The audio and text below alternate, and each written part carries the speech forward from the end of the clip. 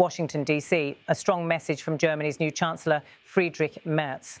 Speaking on US soil, Merz warns that Ukraine must not be pressured into giving up territory to Russia. He draws a striking comparison, likening Moscow's demands for Ukraine to surrender its Donbass region to the United States being forced to give up Florida. The analogy is designed to hit hard, underscoring how unacceptable such a proposal would be for any sovereign nation. For Merz, the issue is not only about borders, but about principles. He insists that no outside power can impose territorial concessions, stressing that Ukraine alone must decide its path in negotiations. His words echo a broader European concern that any peace deal struck under pressure could set a dangerous precedent for international law and sovereignty. Merz's remarks come at a critical moment.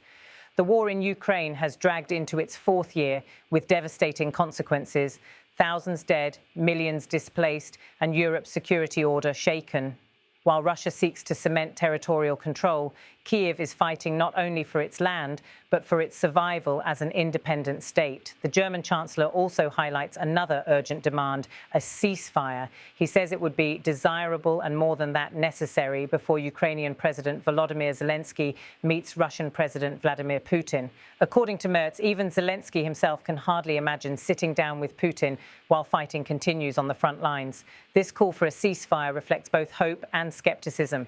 Western leaders fear that without a pause in hostilities, diplomacy will be little more than theatre. Yet they also know that Moscow may use any ceasefire to regroup its forces, raising questions about trust and verification. Still, Merz's intervention places Germany firmly in the debate, signalling that Berlin will push against any deal that sacrifices Ukrainian territory for short-term calm. His words, delivered in the heart of Washington, resonate beyond the press room, shaping expectations for the next round of high-stakes diplomacy.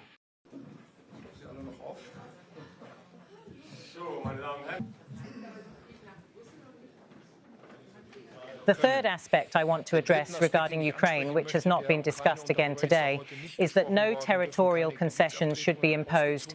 The Russian demand that Kyiv give up the free parts of Donbass corresponds, to put it bluntly, to a proposal for the United States to have to give up Florida. A sovereign state cannot simply make such a decision lightly. This is a decision that Ukraine must make itself in the course of negotiations. Das ist eine Entscheidung, die muss die Ukraine im Laufe der Verhandlungen selbst treffen. Viertens. From my point of view, it would be desirable, and more than that, that by now, at the latest with this meeting, there is also a ceasefire in Ukraine. President Zelensky has also expressed, for his part, that he can hardly imagine meeting Putin without there being a pause in fighting. Mit Putin zusammen zu treffen, ohne dass es eine Feuerpause gibt.